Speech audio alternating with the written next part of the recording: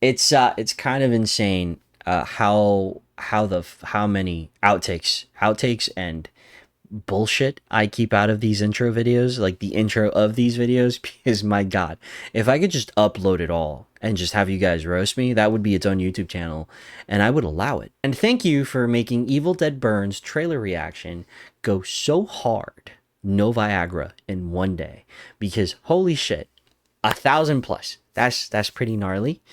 I didn't think the day would come, but the day is here. We're almost at 800, and we're almost at 1,000. The goal is to get to 1,000 before May. At this point, I'm starting to believe. I'm feeling like Neo, just a little bit. Thank you guys for the comments and for being so nice to each other. You guys are really nice to each other. I'm used to seeing people be mean to each other, so it's cool that you guys aren't mean here. There's been a couple assholes, but fuck them. Not literally. That'd be weird.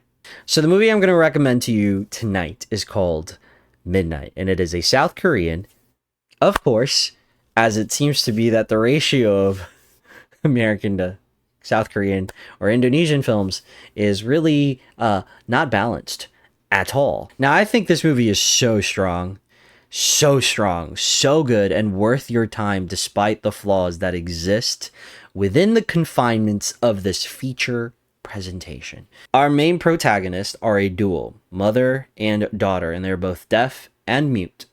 And they, of course, have their challenges with communicating with people in general who aren't versed in sign language or understand their condition before meeting them. So they're very close because of that. That's like a huge part of the tension that comes is just this relationship between them, and how much you would hate for something to happen to either of them because they're so attached to each other, obviously, but even more so because they can communicate and understand each other in such a way that it transcends everything else around them. It's just very sweet and very endearing. The film follows them surviving a night running around the city and away from a serial killer who just up and decided, you know what? They'll do. And that's the story. And the motivation for the killer is non-existent. But it's not a bad thing, because if you look at movies like Rental, where the guy is literally just killing people at Airbnbs, that movie works. If you look at movies like Wolf Creek, where the killer just hunts people. He's a Crocodile Dundee looking ass motherfucker with a thick ass Aussie accent, crikey. Akin to those killers, we have this guy who just has an affinity for murdering women. And you get, the film does a good job of putting you in his mind. We see what his strengths are, and they're not physical. Like, he'll overpower the women, but there is a character here that gives him a run for his money, who is very much, his strength is his brawn. You get this understanding of this killer's mind, his psyche, and it is that his strength is his ability to manipulate people and fake empathy and take on a couple disguises, which works great in contrast to the main characters, because since they can't freely communicate with people who don't know they're deaf and mute, he is able to play up certain scenarios like they're his crazy relatives or they're something else. And that's just an example. I didn't actually give away something in the movie, but there is a point in the film where he uses certain disguises to get one up our lead characters. There is another pair of characters in this film. It's a brother and a sister, and the sister is one of the victims of the killer very early on. It's literally the opening of the not the opening, but it's in the first act.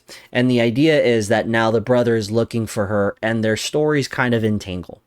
And that's where we kick off the narrative. The movie reminds me a lot of Collateral, Jamie Foxx and Tom Cruise's Collateral, which is so good. I really enjoy that movie. That movie is a classic in my eyes.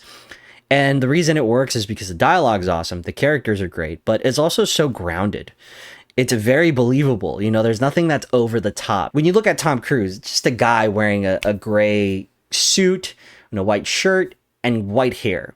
and he's just catching a cab. There's something very unimposing about him when you meet him. And the same thing is with this guy. He's very unimposing, but when the story starts leaning into his arsenal of psychological tools that he uses to manipulate people, there is a scene where he has to fake empathy, and he just does it so well. You almost could forget that the character he's playing is a serial killer pretending to have empathy. This movie also has elements of Hush in that, you know, it's a woman with an inability to hear that is running around from a serial killer. But where that movie is solely focused on one environment, we have several environments that take place that we visit across this night, because this all happens in one night at midnight.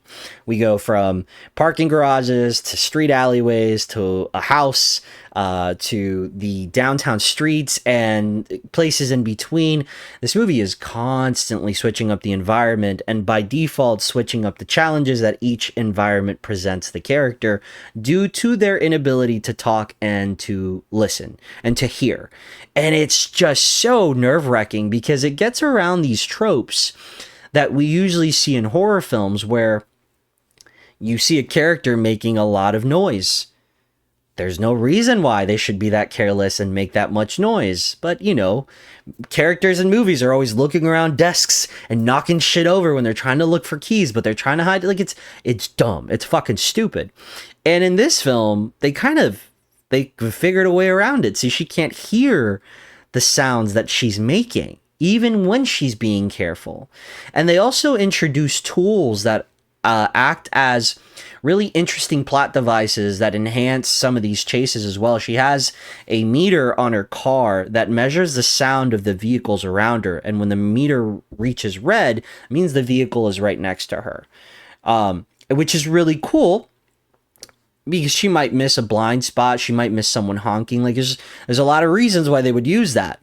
She also has motion detecting lights all over her house, which makes her a really, really interesting, well-paced, and composed chase sequence at a certain point in the film.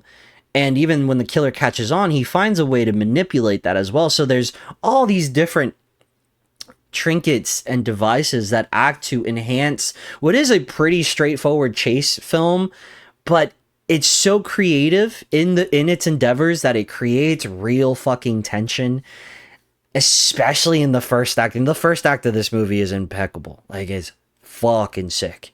The flaws that I have with it come into the last 43 minutes, because the first 60 minutes are so fucking tight, dude. They're so well written. They're so tight. They present such interesting scenarios. The character of the brother who's looking for his sister is so good. Like, he is, when he's on screen, the movie hits high gear, because he is the one who is actively combating him physically, not just running away. But there are ways that the serial killer is also one-upping him. And so you have these two parallel stories running next to each other that interconnect very much so, but then they also have their own motivations. And it's just, I just, all that stuff and the way that it all comes together is brilliant. Where I have my flaws, where the flaws exist in this movie, this is where you'll decide if this is for you or not, which, by the way, I still think you should give this a try wholeheartedly. Is one, I think the film is maybe 15 minutes too long. I think that the idea of an entire chase at night is great, but when you hit so many highs so early on the way this movie does, I think the faster you end it, the better. I do feel like there's 15 minutes of this movie that could have been cut. It bordered on redundant at a certain part, because you can only do so much with the premise, and again, they went so hard in the first 15 minutes. And we do start making a couple of dumb decisions towards the latter half, which is where it then sort of leaks into prolonging the script just a little bit. I feel like if we didn't make those dumb decisions, we could have ended it a little bit quicker. And those decisions are ones that like kind of bother me, because it is one of those, he is right there, you know, or the killer has her. I'm like, she's right there. You could just, or she, or the killer's about to get it. And I'm like, he's right there. You can just, So there are moments like that of convenience to keep building the tension. And I feel like when they're that obvious, you don't really build on the tension. You kind of plateau the tension and you're just like, okay, so we're on the run again. Listen, this is a hell of a thriller. Like, this is a tense thriller with really creative scene designs and composition of how we go about certain things, and a really intricate use of the tools that they have to aid themselves around their house to be able to hear better. Like, it is very ingenuitive. And if you enjoy the ride enough, then some of those flaws I mentioned might work for you. And I am absolutely going to give it a couple more watches now that I have it on Blu-ray. So that's my review for Midnight. Beautiful surprise with a few flaws, but I really enjoyed this one. So I hope you guys give it a shot. And if you do, come back to the comment section and let me know what you thought, how you feel about the film. And that's pretty much it. That's tonight's review. Tomorrow, I am going to do Mortal Kombat 2, as I am a fan of the games and martial arts, and a big fan of the animated film series of films that they have. Scorpion's Revenge, Snowblind. I really like those animated films, and I feel like they're the best films Mortal Kombat has, in my opinion. So hopefully 2 can be an improvement over what I thought 1 missed out on and lacked in. So yeah, tomorrow that review's coming. Hope you guys are looking forward to it. And that's it. As always, remember that I'm going to see you at the movies. I'll be right behind you in that one lonely, dark seat in the back. Okay, bye.